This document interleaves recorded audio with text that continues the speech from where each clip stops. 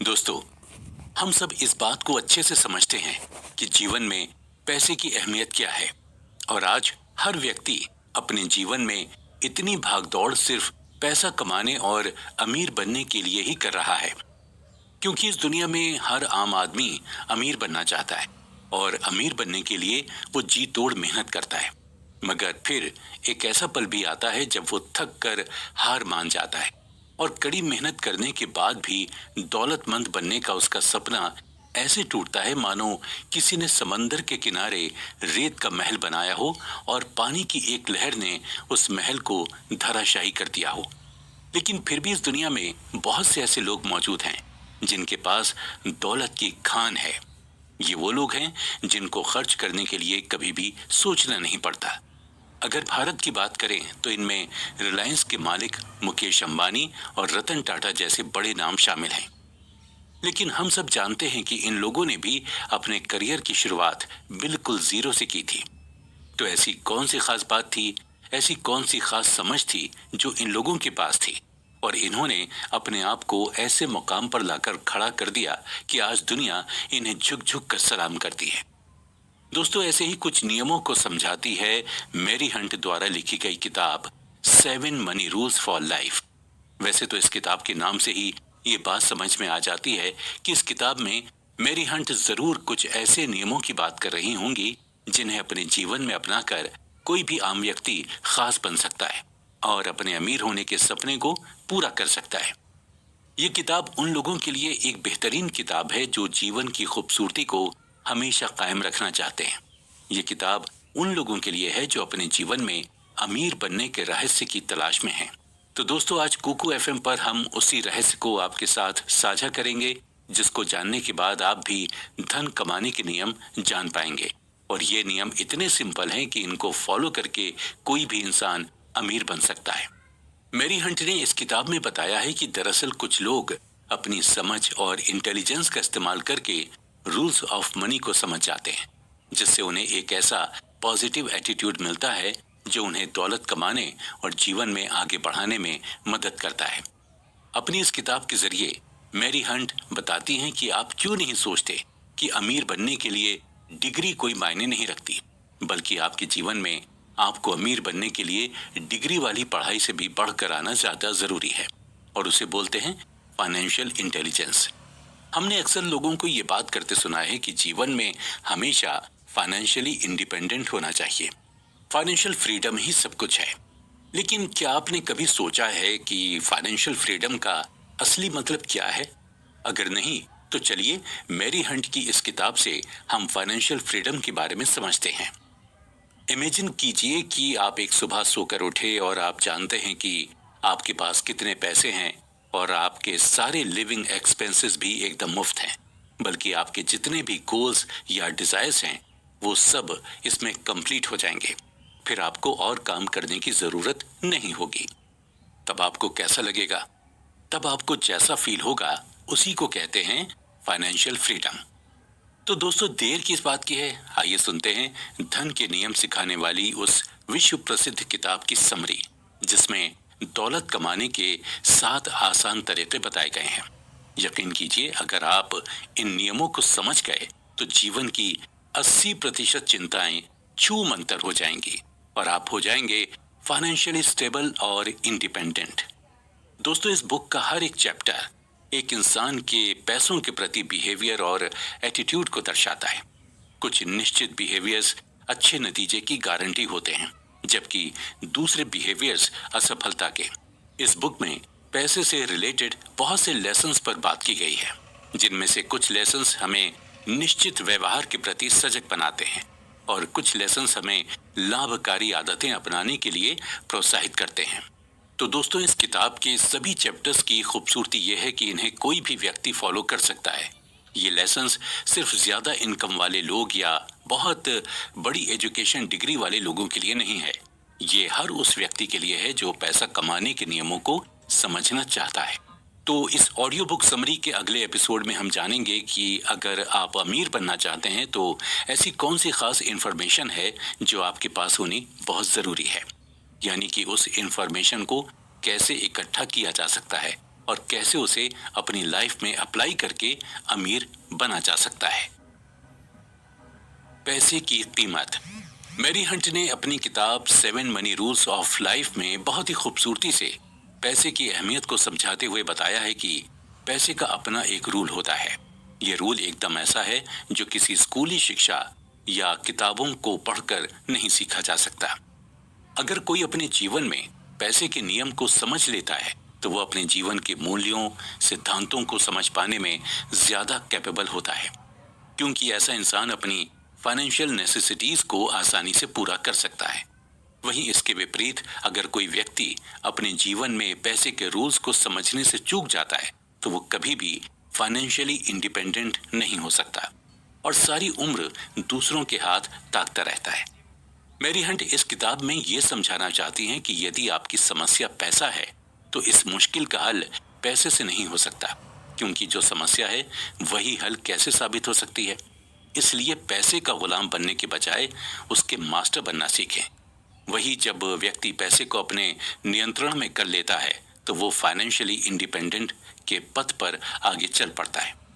कई बार ऐसा भी देखा गया है कि व्यक्ति को खुद के अनुभव से ही पैसे का सही उपयोग समझ में आता है। कभी कभी लोग अपने पर्सनल एक्सपीरियंस से ही मनी सेविंग और इन्वेस्टमेंट जैसे शब्दों को अच्छे से समझते हैं और अपने जीवन को सफल बनाने के लिए अपने मजबूत इरादों की नींव भी रखते हैं। लेकिन बिना किसी जानकारी के अक्सर ये नींव कभी कभार खोखली भी रह जाती है। इसकी वजह से व्यक्ति के हाथ में सिर्फ और सिर्फ निराशा लगती है।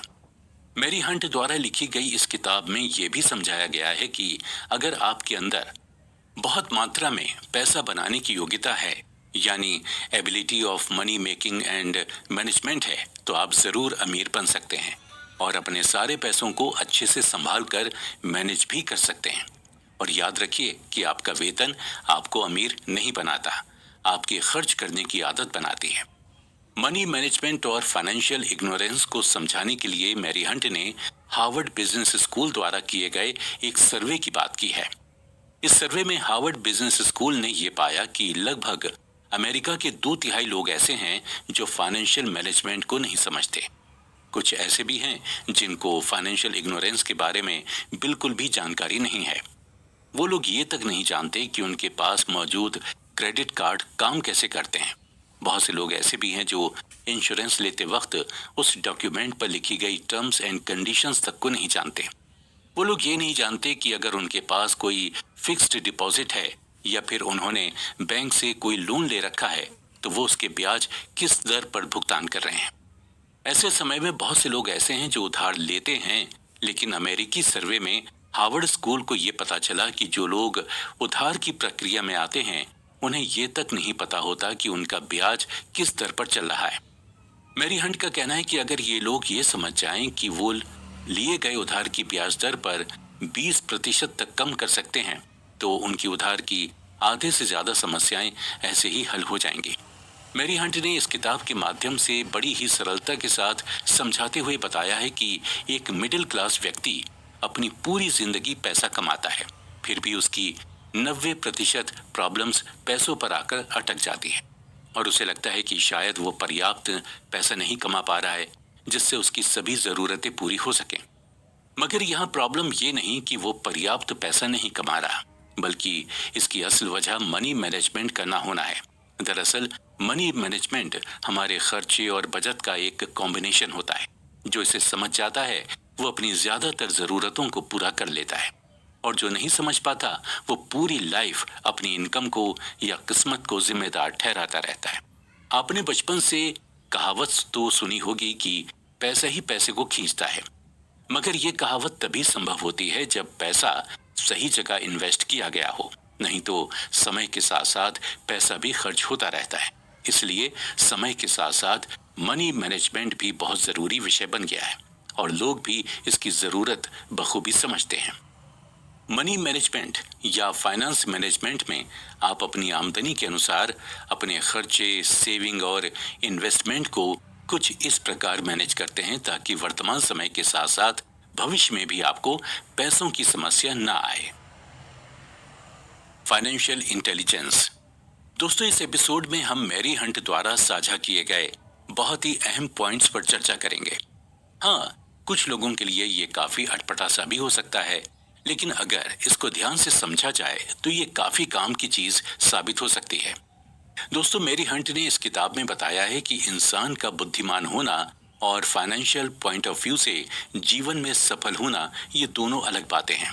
सफलता अगर बिना असफलता के मिली हो तो वो सफलता बहुत ही ज्यादा जोखिम भरी होती है। फाइनेंशियल पॉइंट ऑफ व्यू से सफल होने के लिए सारी दुनिया का ज्ञान होना जरूरी नहीं होता, केवल पैसा कैसे कमाना है इसके नियम जानना जरूरी होता है।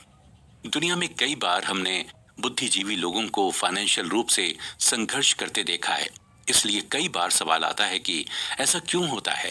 हमारा फाइनेंशियल क्षेत्र में बुद्धिमान होना ये विषय लिखने का कारण कई बार ये सवाल मेरा भी होता था कि ऐसे कैसे होता है कि बुद्धिमान व्यक्ति पैसे के लिए संघर्ष करता है और दूसरी तरफ औसतन व्यक्ति फाइनेंशियल पॉइंट ऑफ व्यू से सफल होता है।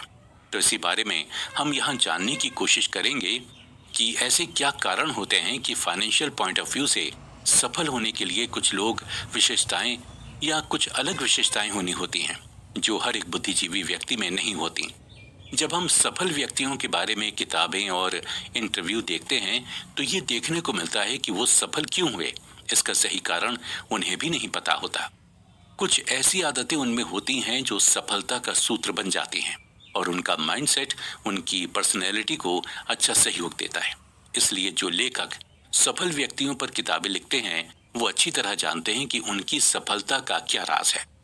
दोस्तों, फाइनेंशियल इंटेलिजेंस यानी फाइनेंशियल व्यवहारों में माहिर बन जाना और सही समय पर सही निर्णय लेना, जिससे फाइनेंशियल सफलता मिल जाती है, फिर चाहे वो बिजनेस हो या कोई महत्वपूर्ण निर्णय हो। इसलिए ऐसा कोई भी मौका नहीं छोड़ना चाहिए जिससे आपको फाइनेंशियल इंटेलिजेंस के बारे में समझने का चांस मिले, क्योंकि फाइनेंशियल इंटेलिजेंस के आधार पर ही हमारे फाइनेंसेस मेंटेन हो सकते हैं और हम सफल बन सकते हैं। दोस्तों, पैसा कमाना जितना मुश्किल है उतना ही उसे निरंतर संभाले रखना भी मुश्किल काम होता है। उसे योजना बनाकर बढ़ाना और टिकाए रखना, इसी को फाइनेंशियल इंटेलिजेंस कहते हैं, जिसके लिए हमें दुनिया की सारी जानकारी होना जरूरी नहीं होता। और हाँ, अमीर बनने के लिए बुद्धिजीवी होना जरूरी नहीं होता। इसके उदाहरण देखिए तो हेनरी फोर्ड हो या रिलायंस इंडस्ट्रीज के संस्थापक धीरू भाई अंबानी हो, ये कोई दुनिया के जाने माने बुद्धिजीवी नहीं थे, मगर उन्हें पैसे कैसे कमाना है ये अच्छी तरह से मालूम था। कई बार हमारे सामने ये सवाल आता है कि कुछ बहुत कम पढ़े लिखे लोग और कुछ पढ़े लिखे लोग फाइनेंशियल पॉइंट ऑफ व्यू से सफल क्यों होते हैं। ज्यादातर लोग जीवन में पैसे के लिए संघर्ष करते दिखाई देते हैं। इसका महत्वपूर्ण कारण है हमारी शिक्षा व्यवस्था में हमें अच्छी नौकरी कैसे प्राप्त करनी है, यही बचपन से सिखाया जाता है। अच्छी नौकरी पाने से हम फाइनेंशियल दृष्टि से सुरक्षित बन जाते हैं और उसमें भी सरकारी नौकरी मिल जाए तो हमारे बुढ़ापे की समस्या खत्म हो जाती है। ये धारणा समाज में एकदम खुल चुकी है और सभी लोग इसको फॉलो करते हैं। इसलिए हम बचपन से यही सीखते आए हैं कि शिक्षा अच्छी नौकरी पाने के लिए होती है। अगर भारत की बात करें तो ज्यादा पॉपुलेशन तथा अप्रासंगिक शिक्षा प्रणाली, इसकी वजह से जितने भी ग्रेजुएट्स बाहर निकलते हैं वो मार्केट के लिए परफेक्ट नहीं होते और वो अगर शुरुआती दिनों में फाइनेंशियल रूप से सफल नहीं हुए तो ज्यादातर पढ़े लिखे लोग मजबूरी में कोई भी नौकरी अपना लेते हैं और अपना जीवन औसतन बसर करते हैं। मैरी हंट के द्वारा ये बातें समझाने का कारण हमें जीवन में फाइनेंशियल रूप से कैसे सक्षम होना है ये शिक्षा प्रणाली नहीं सिखाती, तथा समाज में जो लोगों को फाइनेंशियल पॉइंट ऑफ व्यू से कैसे सफल होना है ये समझाने वाले लोग बहुत कम या ना के बराबर होते हैं। इसलिए हम फाइनेंशियल पॉइंट ऑफ व्यू से समाज में जो मान्यताएं होती हैं वैसे ही चलते हैं, जिसमें सेविंग करना, ज्यादा जोखिम नहीं लेना, सुरक्षित नौकरी करना, पैसे के लिए काम करना, ऐसे ही कई तरह की धारणाओं के साथ हम जीते हैं। आज लोग फाइनेंशियल इंटेलिजेंस को जरूरी नहीं समझते, पर यह बहुत जरूरी है। हमारी सबसे बड़ी पूंजी है हमारा दिमाग। अगर इसे अच्छे से प्रशिक्षित किया जाए तो ये ढेर सारी दौलत बना सकता है।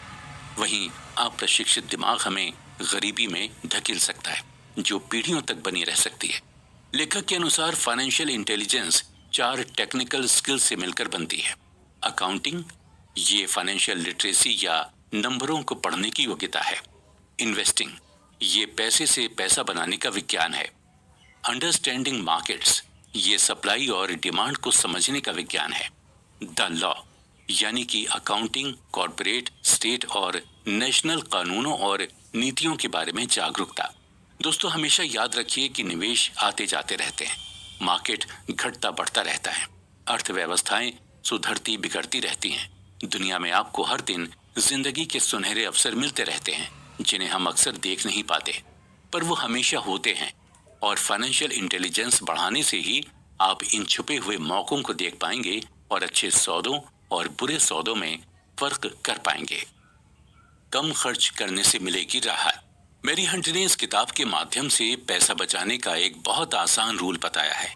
इस रूल को हम बचपन से ही सुनते आ रहे हैं, लेकिन बहुत ही कम लोग हैं जो इस रूल को अपने जीवन का हिस्सा बनाते हैं। क्या आप बता सकते हैं कि वो रूल क्या है? अब जाहिर सी बात है, पैसा बचाने के नाम पर सबके दिमाग में पहला ख्याल आएगा बचत करने का, लेकिन ये बचत होगी कैसे? तो इसके लिए हंट ने बताया है कि हम लोगों को अपने खर्चे कम करने की कोशिश करनी चाहिए। हम जानते हैं कि आमतौर पर सभी अपने खर्चों की पेमेंट पहले करते हैं और उसके बाद जो बचता है उसे सेविंग के तौर पर रखते हैं। इस आदत को एक्सपेंस बजट को मेंटेन करना कहते हैं। अब हम आपको एक अलग तरीका बताते हैं जिसे कहते हैं सेविंग बजट को मेंटेन करना। एक्सपेंस बजट से भले ही आप अपनी खरीदारी को कम कर सकते हैं, लेकिन लंबे समय के दौरान एक्सपेंस बजट को मेंटेन करना बहुत मुश्किल हो जाता है। इसलिए आप पहले ही अपनी सेविंग का 15 से 25% हिस्सा बचत के तौर पर अलग कर लें। इस पैसे को आप अपनी समझदारी के हिसाब से निवेश करें। इससे आपके पास खर्चों के तौर पर सैलरी का सिर्फ 75 से 85% हिस्सा ही बचेगा। इस रकम में से आप सबसे पहले अपने फिक्स्ड खर्चे जैसे रेंट, EMI या प्रीमियम का भुगतान करें। इसके बाद बचे हुए हिस्से को आप शॉपिंग या अन्य खर्चों के लिए इस्तेमाल कर सकते हैं। तो दोस्तों, आपको करोड़पति बनने के लिए करोड़ों में कमाने की जरूरत नहीं है। सिर्फ सोच समझ कर खर्चा करने और बचत से भी आप करोड़पति बन सकते हैं। अगर आप नियमित रूप से इस तरीके को अपनाएंगे तो आप अच्छा खासा पैसा कमा सकते हैं। दोस्तों, पैसा कमाना जितना जरूरी है उतना ही पैसा बचाना और निवेश करना भी जरूरी है। आप आज सैलरी को कैसे खर्च करते हैं, इससे ये पता चलता है कि आप भविष्य में अपनी सैलरी को किस तरह से इस्तेमाल करेंगे।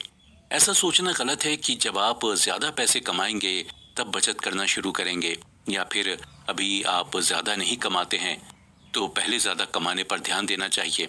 इसकी बजाय आप हर महीने कुछ न कुछ बचाने की सोचिए, चाहे वो छोटी रकम ही क्यों ना हो। भविष्य में एक एक रुपया काम आएगा, इसलिए आज से ही बचाना शुरू करें, क्योंकि सेविंग करने का कोई सही समय नहीं होता है। आज युवाओं को निवेश या बचत अपनी रोजमर्रा की जिंदगी से समझौता लगता है। हो सकता है शुरुआत में ये शायद एक समझौते जैसा ही प्रतीत हो, मगर भविष्य में इसका बड़ा फायदा है। जब आप निवेश या बचत शुरू करते हैं तो आपको आपके पैसे में कोई ज्यादा वृद्धि नहीं लगती है, मगर एक लंबे अरसे के बाद आपको एक बड़ा अमाउंट मिलता है। यानी कि जितने ज्यादा समय के लिए आप निवेश या बचत करेंगे, आपको आने वाले समय में उतना ही फायदा मिलेगा। दोस्तों, 20 से 30 साल की उम्र के बीच कोई भी युवा ज्यादा रिस्क लेने में सक्षम होता है, क्योंकि उस पर कोई बहुत बड़ी जिम्मेदारी नहीं होती। इक्विटीज या म्यूचुअल फंड में निवेश में बड़ा रिस्क होता है, मगर इसमें रिटर्न भी उतना ही बड़ा होता है। लिहाजा अगर युवा इसमें निवेश करें तो उन्हें कम समय में ज्यादा पैसे मिलने की उम्मीद होती है। इसीलिए सभी युवाओं को हर कोई सलाह देता है कि वो जल्दी अपना डीमैट अकाउंट खोलें और अभी से निवेश करना शुरू कर दें। इसके अंदर कई तरह के बजटिंग प्लान्स उपलब्ध होते हैं, जिनमें से आप अपनी जरूरतों के हिसाब से कोई भी प्लान फॉलो कर सकते हैं। ये सभी एक तरह से दिशा निर्देश हैं कि आप कितने प्रतिशत पैसे किस कैटेगरी में डालें या पैसों को सही तरीके से कैसे मैनेज करें। इन सभी प्लान्स का एक ही मकसद होता है कि आपको अपने खर्चों को मैनेज करने और सेविंग्स या इन्वेस्टमेंट करने में मदद करना। आपके लिए कौन सा प्लान सही रहेगा, ये इस पर निर्भर करता है कि आप अभी फाइनेंशियली कैसे हैं और आपके फ्यूचर प्लान्स या गोल्स क्या हैं। आप जो भी बजटिंग रूल्स अपनाएंगे उनमें आप अपनी जरूरतों के हिसाब से थोड़े बदलाव कर सकते हैं, क्योंकि हर प्लान हर किसी के लिए सही हो ये जरूरी नहीं है। हाँ, साथ में ये भी याद रखिए कि आप एकदम कंजूस भी ना हो जाएं, क्योंकि जिंदगी में एंजॉय करना भी तो जरूरी होता है दोस्तों। इसलिए अपने और परिवार के मनोरंजन के लिए भी पैसे बचाकर जरूर रखिए। जरूरतों और चाहतों में फर्क। दोस्तों, अपनी किताब में मैरी हंट ने हमारी नीड्स और वांट्स में भी फर्क समझाया है। इसके लिए मैरी ने बताया है कि हम सभी इस बात को अच्छे से जानते हैं कि एक आम इंसान को जीवन जीने के लिए सिर्फ रोटी, कपड़ा और मकान की जरूरत होती है, और जो कुछ भी हम अपने जीवन में इस्तेमाल करते हैं वो सब जरूरत नहीं बल्कि हमारी चाहते होती हैं। इसमें मैरी हंट ने टैक्सेस और मेडिकल खर्चों को नहीं गिना है, लेकिन वो ये बात समझाना चाह रही हैं कि अगर कोई व्यक्ति अपने जीवन में पैसों की अहमियत को सच में समझता है तो उसे जो हमारे लिए सबसे जरूरी मुद्दा है, यानी अपनी जरूरत और चाहत के फर्क का पता होना चाहिए। मैरी हंट ने बताया है कि हम जानते हैं हमारे पास बहुत से रिसोर्सेज मौजूद हैं जिनके आधार पर ही हम अपने जीवन जीने के लिए फैसले करते हैं, लेकिन हम ये बात नहीं समझते कि हमारे लिए सबसे ज्यादा जरूरी क्या है। और कई बार तो ये भी देखा जाता है कि लोग सिर्फ दिखावे के चक्कर में ही लाखों का नुकसान झेल लेते हैं। दरअसल मैरी बताना चाहती हैं कि जरूरत और चाहत में जमीन आसमान का फर्क होता है। जिसने इस फर्क को समझ लिया तो समझिए वो व्यक्ति अपने अमीर होने के सपने को जरूर पूरा कर लेगा। एग्जाम्पल के तौर पर अगर हम बात करें एक भिखारी की, तो वो भी अपनी जरूरत को पूरा कर ही लेता है, लेकिन अगर चाहत पर आए तो धन कुबेर लोग भी अपनी चाहतों को पूरा करने के चक्कर में भिखारी बन जाते हैं। मैरी हंट ने समझाया है कि जिसने जरूरत के हिसाब से अपना जीवन बदल लिया, समझो वो जिंदगी की जंग जीत गया। जो चाहत की चूहा दौड़ में पड़ा रहता है वो व्यक्ति एक न एक दिन जीवन में जरूर हार जाता है और अपनी चाहत को पूरा करने के चक्कर में अपने बचाए हुए पैसों से भी हाथ धो बैठता है। और जब आपको अपनी जरूरतों और चाहतों में फर्क करना नहीं आता तो चाहतें पूरी करने के लिए आप गैर जरूरी चीजों में पैसा खर्च कर देते हैं। बाद में इससे आपकी जरूरतें प्रभावित होती हैं, जैसे घर का किराया, ईएमआई या मेंटेनेंस, राशन, टॉयलेटरीज, इलाज, ट्रैवलिंग खर्च वगैरह। हाँ, ऐसा भी नहीं है कि बचत के लिए इच्छाओं को पूरी तरह दबाया जाए, लेकिन हमें अनुशासन से काम करना चाहिए। इसके लिए अपने बजट में आपको 50 या 25-25 का फॉर्मूला अपनाना चाहिए। इसका मतलब है 50% खर्च अपनी बेसिक नीड्स के लिए, 25% चाहते पूरी करने के लिए और 25% बचत निवेश के लिए खर्च करना चाहिए। ऐसा करने पर आपको कभी फाइनेंशियल प्रॉब्लम्स का सामना नहीं करना पड़ेगा। लेखक के अनुसार ज्यादातर लोगों को अपने पैसे निवेश करने की सही समझ नहीं होती। वो बचत खाते में, रिकरिंग डिपॉजिट में या ट्रेडिशनल इंश्योरेंस प्लान में पैसे लगाने को अच्छा निवेश समझते हैं, जबकि इन चीजों में आपका पैसा जमा और सुरक्षित जरूर होता है, लेकिन इसकी सही ग्रोथ नहीं होती, बल्कि महंगाई के असर से उसकी वैल्यू कम हो जाती है। ऐसे में आपको अपनी इन्वेस्टमेंट प्लानिंग के लिए एक अच्छे फाइनेंशियल प्लानर की मदद लेनी चाहिए। उन्हें अपनी ज़रूरतें, इनकम और फ्यूचर की प्लानिंग बताएं। वो आपको गोल्ड, प्रॉपर्टी, सरकारी बचत योजनाओं, शेयर्स, फिक्स्ड डिपॉजिट, डिबेंचर और बॉन्ड में सही अनुपात में निवेश करना बताएंगे, जिससे आपको काफ़ी फायदा होगा। दोस्तों, अगर आप वाकई में पैसे को बचाना चाहते हैं तो सिर्फ उन्हीं चीज़ों पर पैसा खर्च कीजिए जो आपके लिए काफ़ी ज़्यादा ज़रूरी हैं। आप बेकार की फिजूल खर्ची में जब तक पैसा बर्बाद करते रहेंगे तब तक आप कभी अमीर नहीं बन सकते।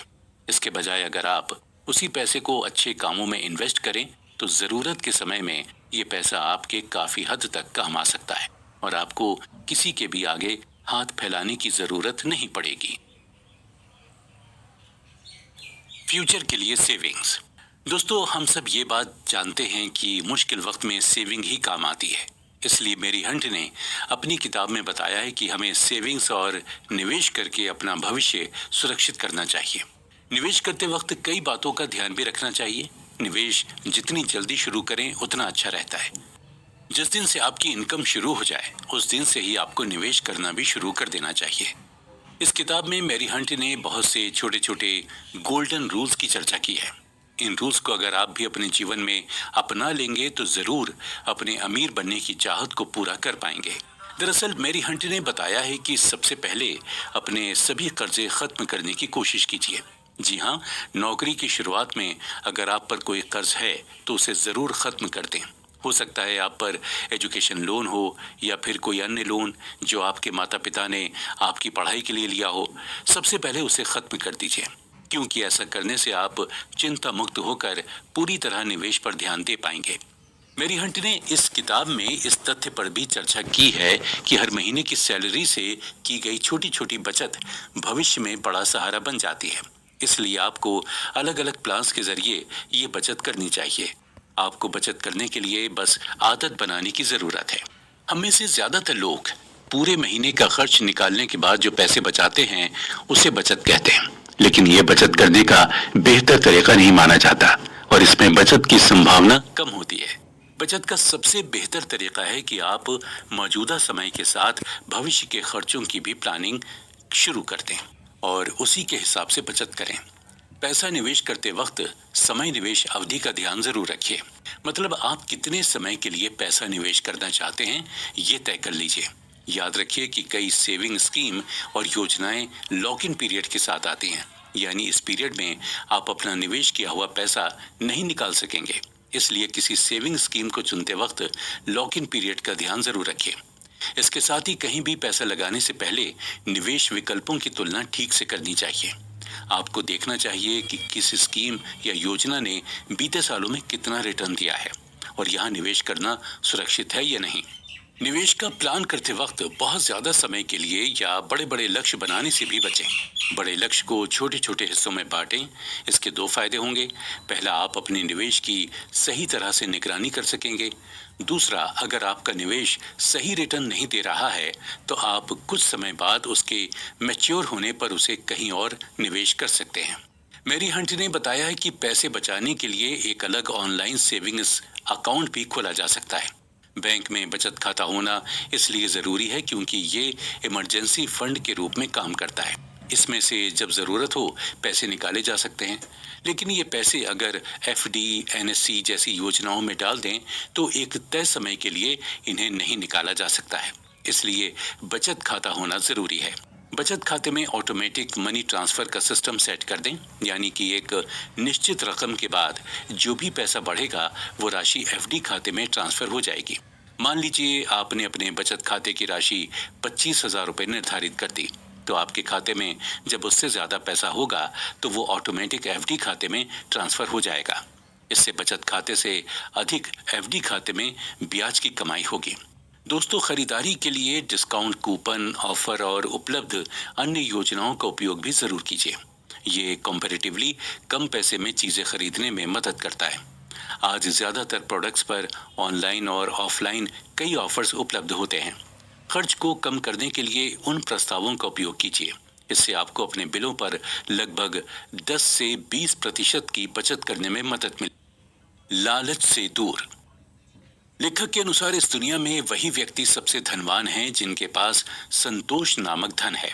पैसा बचाने के साथ साथ 7 मनी रूल्स फॉर लाइफ किताब में मेरी हंट ने लालच के बारे में भी काफी चर्चा की है। मेरी हंट बताती हैं कि लालच हमारा दूसरा सबसे बड़ा शत्रु है, क्योंकि ये कभी भी आपके जीवन में संतोष की स्थिति पैदा नहीं होने देता। ये डर का बहुत करीबी रिश्तेदार है, क्योंकि डर आपको हमेशा इनसिक्योर फील करवाता है, तो वहीं लालच आपके जीवन की मौजूदा स्थिति को बिगाड़ के रख देता है। इसलिए कभी भी आपको अपने जीवन में डर और लालच को नहीं पनपने देना चाहिए। मेरी हंट ने इस किताब में ग्रेटिट्यूड के बारे में बात करते हुए कहा है कि लालच और किसी भी चीज को ज्यादा मात्रा में हासिल करने की इच्छा भी इंसान के लिए काफी खतरनाक सिद्ध हो सकती है, क्योंकि इस इच्छा की वजह से ही इंसान गलत तरीके से पैसा कमाना शुरू कर देता है। और ये चीज किसी से भी छुपी नहीं है कि गलत तरीके से कमाया गया धन लंबे समय तक नहीं टिकता। ये लालच ही तो है जब आप अपने जीवन में बड़ी गाड़ी, बड़े घर और महंगे इलेक्ट्रॉनिक गैजेट्स को खरीदने की इच्छा करने लगते हैं। आपको ऐसा लगने लगता है कि कहीं आपका जीवन इन महंगी गैजेट्स के बिना अधूरा है। लालच जब भी आपके कान में आकर बोलता है तो आप अपने आप को गलत रास्ते पर धकेल देते हैं। इसलिए हमें अपने जीवन में लालच का पीछा छोड़कर संतोष का रास्ता अपनाना चाहिए। मेरी हंट बताती हैं कि अगर कोई व्यक्ति संतोषी है तो वो हमेशा उतने में खुश रहेगा जितना उसके पास है, लेकिन लालची व्यक्ति हमेशा यही कहेगा कि जो कुछ भी उसके पास है वो सब कुछ काफी कम है। और वो उससे कहीं ज्यादा की आशा करता रहेगा। इसलिए संतोषी और लालची व्यक्ति एक समय पर एक साथ इकट्ठे नहीं रह सकते। मैरी हंट ने गॉर्डन गेको का उदाहरण देते हुए बताया है कि किस प्रकार लालच की वजह से किसी का भी जीवन बर्बाद हो सकता है। अगर हम बात करें गॉर्डन गेको की, तो उन्होंने एक फिल्म में काम किया जिसका नाम था वॉल स्ट्रीट। इस फिल्म में एक डायलॉग था, ग्रीड इज गुड। ये डायलॉग काफी प्रचलित हुआ। लोग सिनेमा घरों में इस फिल्म को देखने के लिए उमड़ पड़े। उस समय इतनी भीड़ देखी गई कि लोगों को टिकट खरीदने के लिए घंटों इंतजार करना पड़ने लगा। लेकिन आखिर इस फिल्म में ऐसा क्या था? दरअसल इस फिल्म में बताया गया था कि लालच एक कैंसर की तरह है जो लोगों के परिवारों और सरकारों को भी नष्ट कर सकता है। इतना ही नहीं, ये लालच ही है जो किसी बड़ी से बड़ी साम्राज्य की अर्थव्यवस्था को भी हिला सकता है। लालच आर्थिक रूप से अज्ञानी लोगों की सबसे बड़ी पहचान है। इसको बेहतरीन तरीके से समझाने के लिए उन्होंने कहा कि लालच अपने सभी रूपों में है, फिर चाहे वो धन का लालच हो, प्यार का लालच हो या पढ़ाई का ही लालच हो। वो हर तरीके से आदमी को ऊपर की तरफ उछालता है और फिर धड़ाम से नीचे गिरा देता है। असल में उन्होंने ये इस वजह से कहा क्योंकि जब ये फिल्म रिलीज हुई थी तब संयुक्त राज्य अमेरिका की स्थिति काफी खराब थी। दरअसल उस समय वहां की म्युनिसिपल कॉरपोरेशन लालच की वजह से स्थिति को बिगाड़ बैठी थी। उन्होंने तब ये भी कहा था कि अमेरिका दूसरी बड़ी शक्ति बन चुका है, लेकिन इसका व्यापार घाटा और राजकीय कोष घाटा किसी बुरे सपने की तरह ही है। गॉर्डन गेको की आंखों ने यह भी बताया कि लालच अच्छा है क्योंकि इसी की वजह से अमेरिका जैसी बड़ी अर्थव्यवस्था चरमरा गई। इसलिए मैरी हंट कहती हैं कि हमें जितना हो सके उतना लालच से दूर रहना चाहिए। अब लालच से दूर रहने के लिए भी मैरी हंट ने कुछ ऐसे तरीके सुझाए हैं जिनका इस्तेमाल करके लालच की पकड़ को कमजोर किया जा सकता है। दरअसल मैरी हंट ने सुझाव दिए हैं कि हमें अपने मतलबी सपनों को छोड़कर अपना दिल नरम करना चाहिए और जिन लोगों को सच में पैसों की जरूरत है उनकी मदद करनी चाहिए। हमें हमारे दिल में इतना प्रेम भाव रखना चाहिए कि हमारे दिल में मौजूद लालच अपने आप खत्म हो जाए। यानी कि दूसरों को अपनी तुलना में ऊपर रखो, जब उनको जरूरत हो तब उनकी मदद करो। दोस्तों, देने का भाव लालच की पकड़ को कमजोर करने का एक सबसे बेहतरीन तरीका है। लेकिन इन सब के बीच मैरी हंट ने कुछ ऐसे नियम भी बताए हैं जिनका इस्तेमाल करके आप किसी को अगर मदद दें तो वो और भी बेहतरीन हो सकती है। मैरी हंट का कहना है कि किसी को सिस्टमैटिक तरीके से मदद दें, जैसे कि आप उनके बिल भर सकते हैं, उनकी सेविंग्स में कुछ मदद कर सकते हैं या उनका पेट्रोल का टैंक भर सकते हैं। साथ ही ये भी याद रखिए कि जब भी आप किसी को देना शुरू करें तो आपका एटीट्यूड एकदम पॉजिटिव होना चाहिए। आपके इरादे एकदम पक्के होने चाहिए और पॉजिटिव होने चाहिए। कभी भी किसी को किसी मजबूरी या फिर किसी भी तरीके के दबाव में आकर कोई भी उपहार मत दीजिए या उसकी मदद मत कीजिए। याद रखिए, जब भी किसी की मदद कीजिए पूरे चेयरफुल तरीके से कीजिए ताकि आपसे मदद लेने वाले लोग भी हमेशा आपको याद रखें। दोस्तों, हमें तब कितना गुस्सा आता है जब वास्तव में पैसों की जरूरत हो लेकिन पर्स खाली मिले। इससे कोई फर्क नहीं पड़ता कि आपके पास कितने ज्यादा या कितने कम पैसे हैं, लेकिन उन पैसों को समझदारी के साथ खर्च करना ही एक अच्छा उपाय है जिससे आप बहुत से पैसे बचा भी सकते हैं। मैरी हंट ने 7 मनी रूल्स फॉर लाइफ अपनी इस किताब में इस बात की भी चर्चा की है कि किसी को भी अपने जीवन में गैर जरूरी खर्चों को कैसे कम करना चाहिए। इस बात को हम ही जानते हैं कि ये गैर जरूरी खर्चे ही हैं जो हमें सेविंग्स करने से रोक देते हैं। मैरी हंट का कहना है कि बहुत सारे लोग ये मानकर चलते हैं कि उनके जीवन के जो ये गैर जरूरी खर्चे हैं वो काफी जरूरी हैं। वो लोग ये नहीं जानते कि सभी जरूरी खर्चे अगर मेंटेन करके किए जाएं तो इन खर्चों से ही सेविंग निकल सकती है, क्योंकि इन खर्चों में मुख्य रूप से किराए, किराने के बिल, फोन और कार के बिल मौजूद होते हैं। हालांकि जब हम ये मान लेते हैं कि वही हमारे एकमात्र जरूरी खर्चे हैं और इन्हें हम अपनी इनकम के साथ साथ बढ़ाते रहते हैं तो ये खर्चे इर्रेगुलर बन जाते हैं। खर्चे और भुगतान जो हम हर महीने करते हैं आमतौर पर एक बहुत बड़ी समस्या नहीं है, लेकिन जब ये खर्चे जरूरत से ज्यादा हो जाते हैं तो ये समस्या बनने लगते हैं। ऐसे में मैरी हंट ने बताया है कि अपने खर्चों और आमदनी पर नजर रखिए, जिससे आपके सामने आपकी इकोनॉमिकल कंडीशन की एक क्लियर पिक्चर आएगी। रसीदें संभाल कर रखिए या बजट लिखने के लिए बनाई गई नोटबुक में अपनी खरीदारी लिखिए। अपने हर महीने के बिल की एनालिसिस कीजिए और इन खर्चों को अपने बजट में जोड़िए। कैटेगरी के अनुसार अपनी खरीदारी को मेंटेन करें, जैसे फूड, क्लोथ्स, एंटरटेनमेंट। एक बार आप अपनी खरीदारी पर कुछ समय तक नजर रखें और फिर हर कैटेगरी के लिए एक मंथली या वीकली लिमिट बनाएं। ध्यान रखें, कुल बजट आपके उस समय की आमदनी से कम होना चाहिए। साथ ही अगर संभव हो तो एक्स्ट्रा सेविंग्स के लिए भी कुछ राशि छोड़ दें। इसी तरह बुद्धिमानी से बचत करने के फैसले से हाथों हाथ बचत होती है। बजट के द्वारा आप हर महीने जितनी पूंजी जमा करते हैं उसे एक सेविंग अकाउंट या अन्य ब्याज देने वाले इन्वेस्टमेंट में लगाइए। जितनी ज्यादा रकम आप हर महीने बचाएंगे, आपकी फाइनेंशियल स्थिति भी उतनी ही अधिक बेहतर होती जाएगी। इसके साथ ही मैरी हंट ने सुझाव देते हुए बताया है कि एक आपातकालीन फंड जमा कीजिए। एक IRA अकाउंट खोलिए, अपने क्रेडिट कार्ड्स व्यवस्थित कीजिए और एक सप्ताह के लिए भोजन की योजना बनाइए। ज्यादातर लोग जिंदगी भर ये नहीं समझ पाते कि असल बात ये नहीं है कि आप कितना पैसा कमा पाते हैं, बल्कि यह है कि आप कितना पैसा रख पाते हैं। हमने लॉटरी जीतने वाले उन गरीब लोगों की कहानियां सुनी हैं जो अचानक अमीर बन जाते हैं, पर कुछ समय के बाद वो फिर से गरीब हो जाते हैं। ये लोग कर लाखों करोड़ों जीतते हैं, पर फिर भी वो लौट कर वहीं आ जाते हैं जहां से उन्होंने शुरुआत की थी।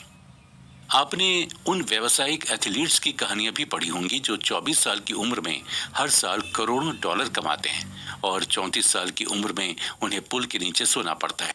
अगर आपको लगता है कि पैसा ही आपकी सारी समस्याओं को सुलझा सकता है, तो आपको काफी समस्याओं का सामना करना पड़ सकता है। बुद्धि से समस्याएं सुलझती हैं और पैसे आते हैं। अगर आपके पास पैसे की समझ नहीं है तो पैसा चाहे आ भी जाए, पर ज्यादा देर तक नहीं टिकता। और अब अगर आप जानना चाहते हैं कि मैरी हंट ने ऐसे कौन से तरीके बताए हैं जिनका इस्तेमाल करके आप अपना पैसा व्यवस्थित रूप से खर्च कर सकते हैं, तो हमारे साथ चलिए अगले एपिसोड में। कैसे बनाएं अपना बजट। दोस्तों, जब भी बात आती है पैसे बचाने की, तब अक्सर लोग गहरी सोच विचार में पड़ जाते हैं, क्योंकि पैसे बचाने की बेसिक रिक्वायरमेंट एक बेहतरीन बजट होता है। क्योंकि बजट से आपको अपने बकाया उधार को चुका पाने में, अपने फाइनेंशियल भविष्य को अपने हाथों में लेने में और यहाँ तक कि अधिक खुश और अधिक रिलैक्स्ड व्यक्ति बनने में भी सहायता मिल सकती है। आपकी सिचुएशंस के आधार पर यह भी हो सकता है कि एक उचित बजट द्वारा आपको खर्च कम करने की जरूरत ही ना पड़े। उसकी जगह आपको हो सकता है कि अधिक स्ट्रॉन्ग फाइनेंशियल डिसीजंस लेने हो सकते हैं। ये बजटिंग का पहला नियम है और सच कहें तो एकमात्र नियम है। अपने ही बनाए हुए बजट के बाहर खर्चे करना आसान और बहुत ही आम बात है। बेशक पहले आपने उस बजट को मेंटेन करने के लिए कितनी भी मेहनत की हो, लेकिन कभी ना कभी ये बजट टूट ही जाता है। बात तो काफी आसान लगती है, मगर बजट को पार कर जाना आसान नहीं होता, चाहे आपने पहले से उसे बनाकर रखा भी हो। अपनी खर्च करने की आदतों का ध्यान रखिए और इस पर भी कि आपका पैसा कहाँ जा रहा है। पिछले बिल, बैंक और क्रेडिट कार्ड्स के स्टेटमेंट्स और दूसरी रसीदें इकट्ठा कर लीजिए, जिनसे आप एक सही एस्टिमेट लगा सकें कि आप हर महीने कितना खर्च करते हैं। फाइनेंस के क्षेत्र में निजी फाइनेंस सॉफ्टवेयर तेजी से एक नया ट्रेंड बनता जा रहा है। इन प्रोग्राम्स में बजट बनाने के बिल्ट इन टूल्स होते हैं जो आपको अपनी पसंद का बजट बनाने में सहायता कर सकते हैं, तथा साथ ही ऐसी एनालिटिक्स भी दे सकते हैं जिनसे आप अपने भविष्य के कैश फ्लो का अंदाजा लगा सकें और अपने खर्च करने की आदत को और भी बेहतर समझ सकें। क्या आपका कोई फिक्स्ड वेतन है जहां आपको पता चलता है कि आपको प्रति माह या प्रति सप्ताह घर ले जाने के लिए कितना मिलता है? क्या आप फ्रीलांसर हैं जिसका वेतन हर महीने बदलता रहता है? एक साल का विवरण लिख लेने से आपको अपनी औसत मासिक आय का अंदाजा लगाने में सहायता मिल सकती है। अगर आप कोई स्वतंत्र कॉन्ट्रैक्टर या फ्रीलांसर हैं, तब ये ध्यान रखिएगा कि आप जो घर ले जाते हैं उसको आपकी आय नहीं कहा जा सकता। उदाहरण के लिए हो सकता है कि आप प्रति माह 25,000 रुपए घर ले जाते हों, मगर इसमें से टैक्स नहीं कटा है। पता लगाइए कि आपको कितना टैक्स देना है और सही आंकड़ा जानने के लिए उसमें से टैक्स की राशि को घटा दीजिए।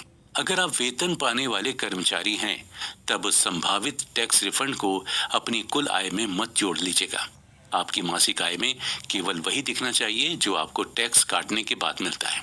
अगर आपको टैक्स रिफंड मिल ही जाता है तब आप उसके साथ जो चाहे वो कर सकते हैं, और अगर नहीं मिलता है तब आपको उसकी चिंता करने की जरूरत नहीं है।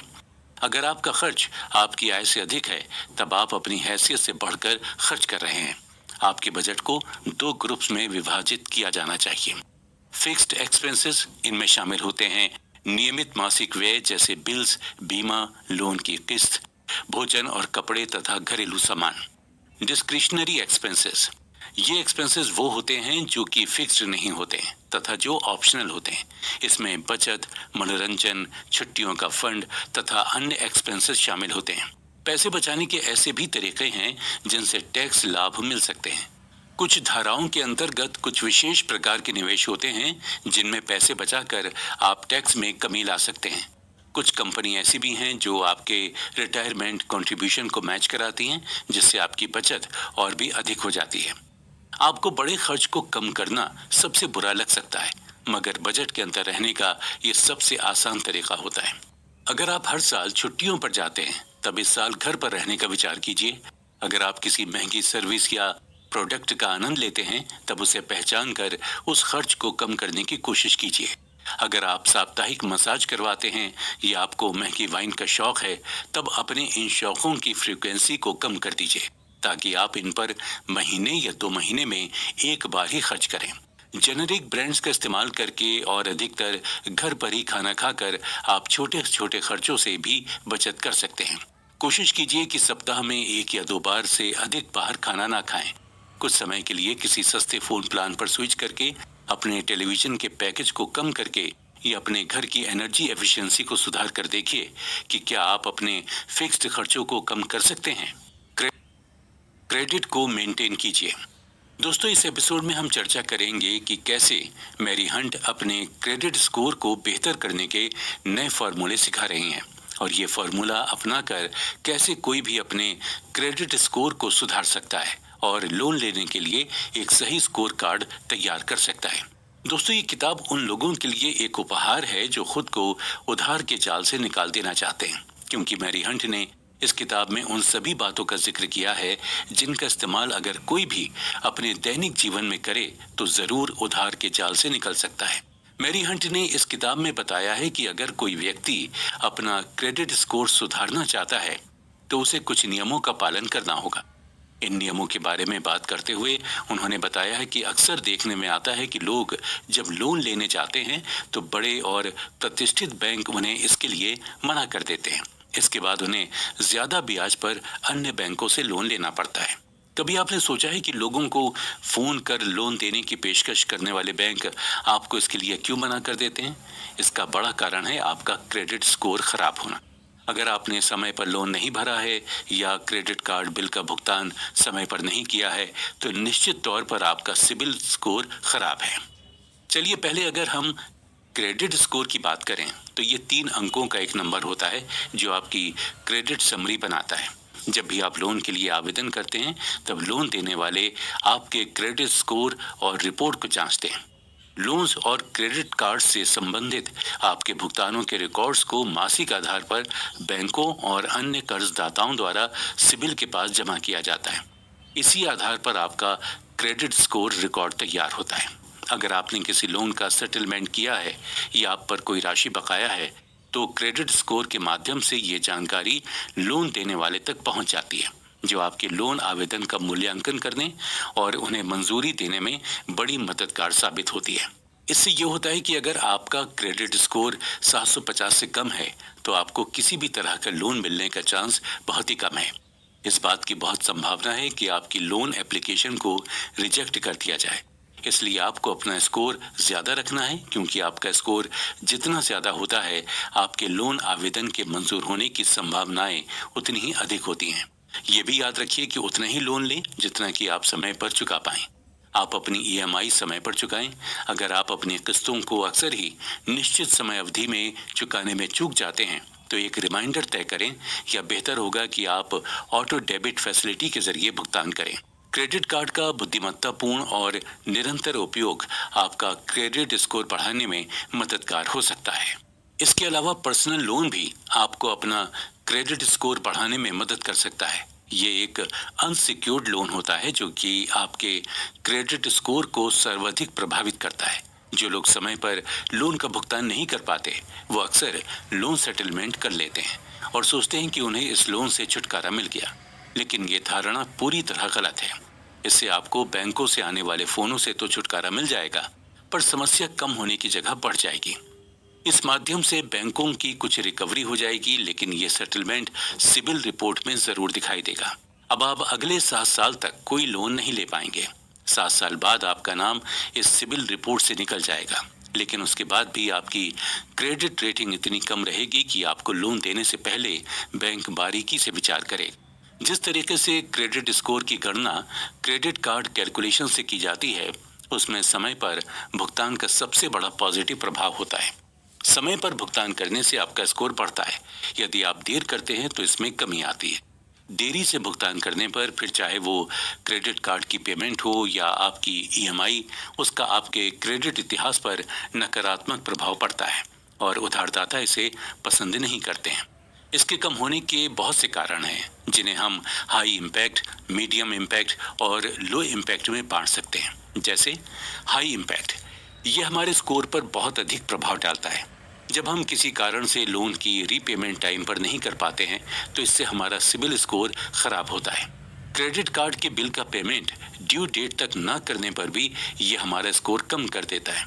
जब हम मिनिमम पेमेंट ड्यू भी पे नहीं करते हैं, तो लोन या क्रेडिट कार्ड देने वाले बैंक या किसी भी नॉन बैंकिंग फाइनेंशियल कंपनी के साथ डिस्प्यूट होने से, जो अभी रिजॉल्व नहीं हुआ है, डिस्प्यूट किसी भी कारण से हो सकता है, जैसे fraud transaction, incorrect fees charge आदि। ये हमारे स्कोर पर बुरा प्रभाव डालता है। मीडियम इम्पैक्ट, दोस्तों इसके नाम से ही पता चल रहा है कि ये हमारे स्कोर पर मध्यम स्तरीय प्रभाव डालता है। दरअसल जब हम अनसिक्योर्ड लोन्स का ज्यादा इस्तेमाल करते हैं और सिक्योर्ड लोन्स बहुत कम या नहीं लेते हैं, तो ये भी हमारे क्रेडिट स्कोर पर मीडियम इम्पैक्ट डालता है।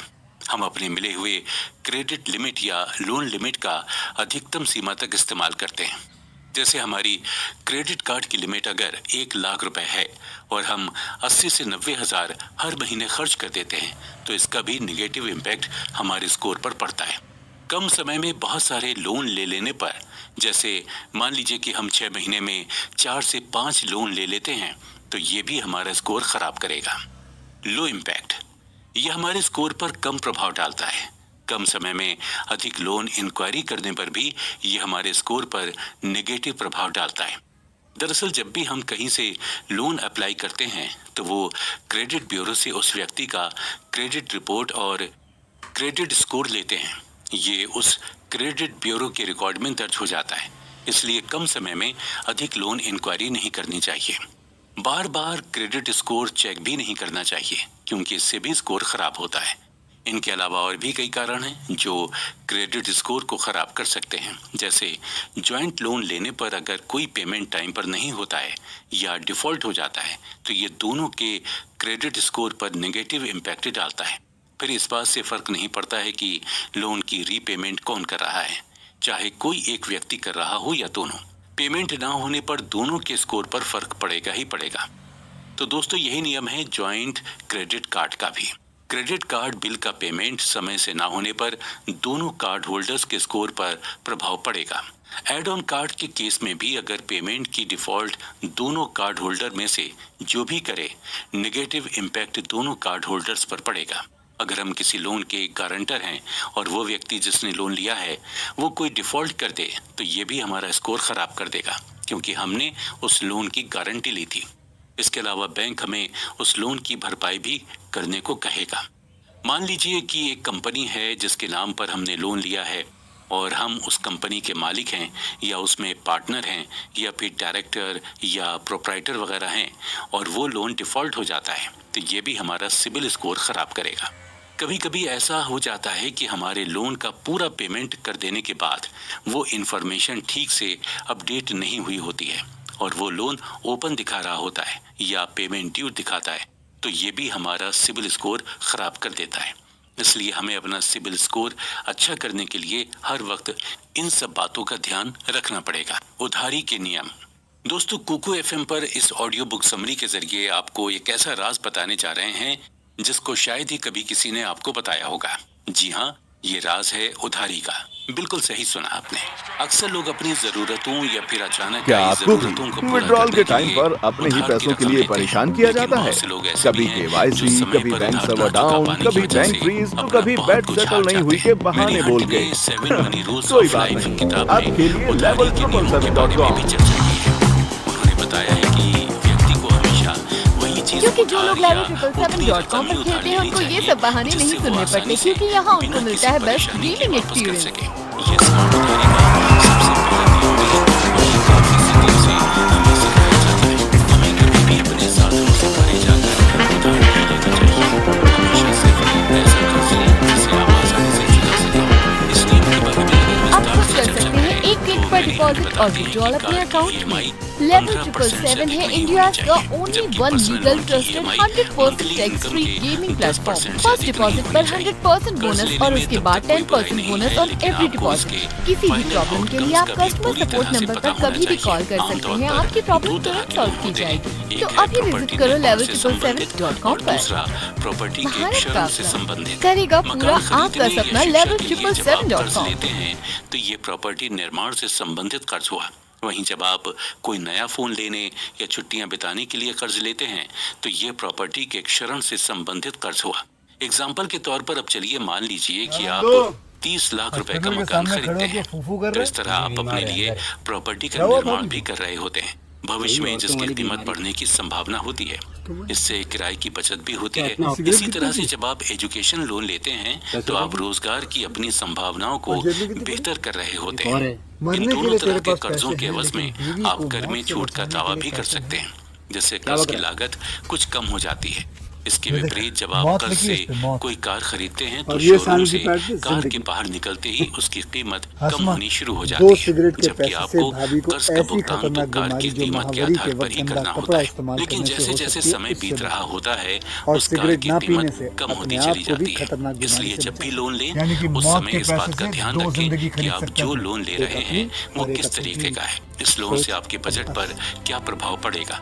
इस ऑडियो में आगे हम चर्चा करने वाले हैं अपने फाइनेंशियल मुद्दों को समझने की, क्योंकि आज के समय में बहुत से ऐसे लोग हैं जो यही समझ नहीं पाते कि हमारे फाइनेंशियल मुद्दे आखिर हैं क्या।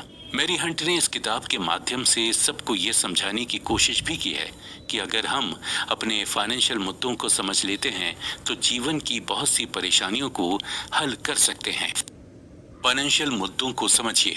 दोस्तों, मैरी हंट ने अपनी किताब में ये भी समझाया है कि जिंदगी की हर जरूरत को पूरा करने के लिए हमें पैसे की जरूरत होती है और इसलिए हम सभी अलग अलग तरीके से पैसे कमाते भी हैं। कोई जॉब करता है, कोई बिजनेस करता है, कोई निवेशक बनता है, तो कोई कंपनी बनाता है जिनके जरिए कोई 5,000 रुपए कमाता है, कोई 50,000 रुपए और कोई 5 लाख और कोई 5 करोड़ और कोई 50 करोड़ भी कमाता है।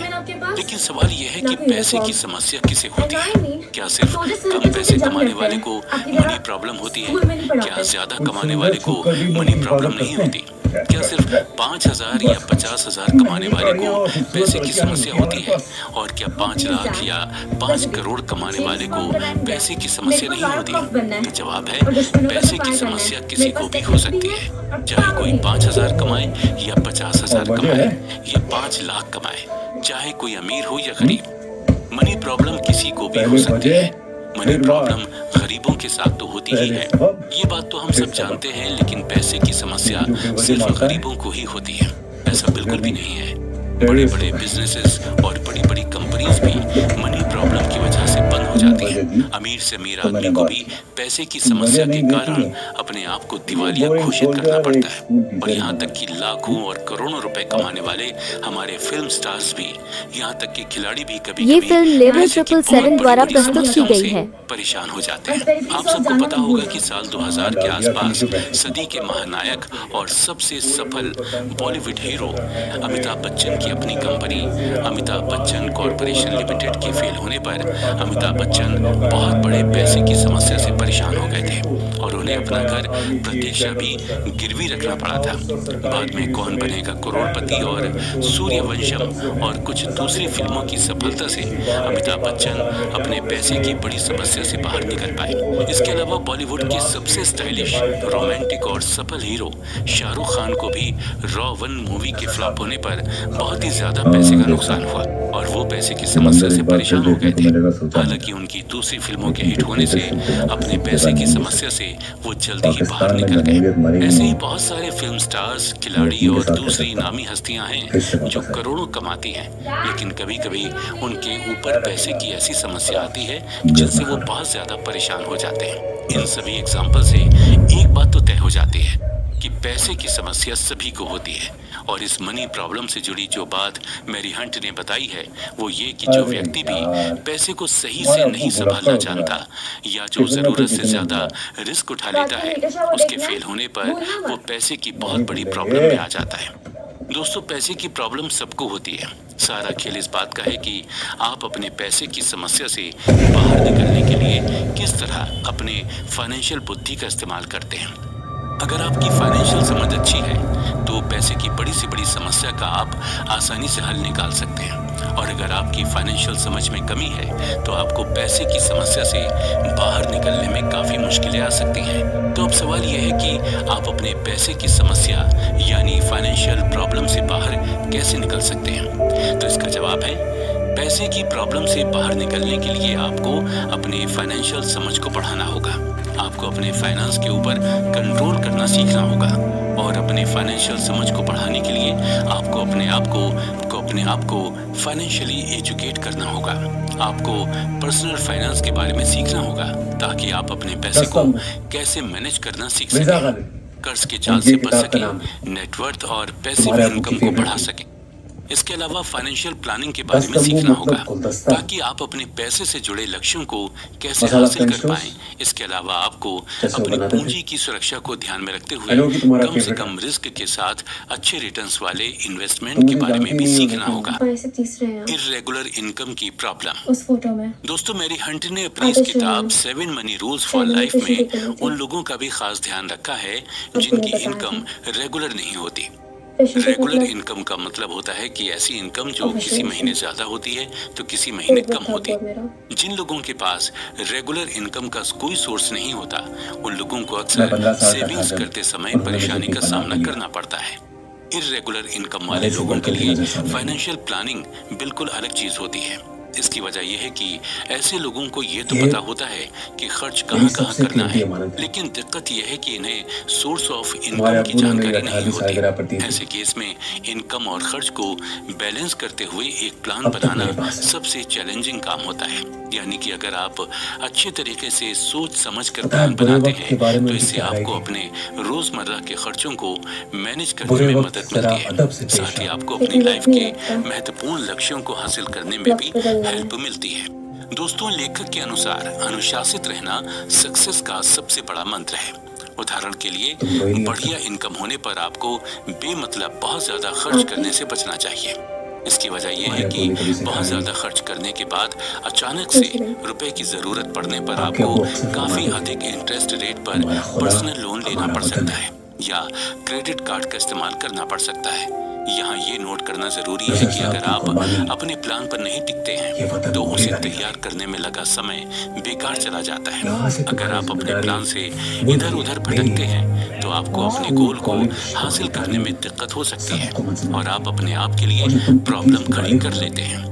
इसलिए अपने प्लान के साथ टिके रहिए और जरूरत पड़ने पर किसी प्रोफेशनल से एडवाइस लीजिए। अगर आपकी इनकम रेगुलर नहीं है तो इनकम बूस्टर क्रिएट करना बहुत महत्वपूर्ण होता है।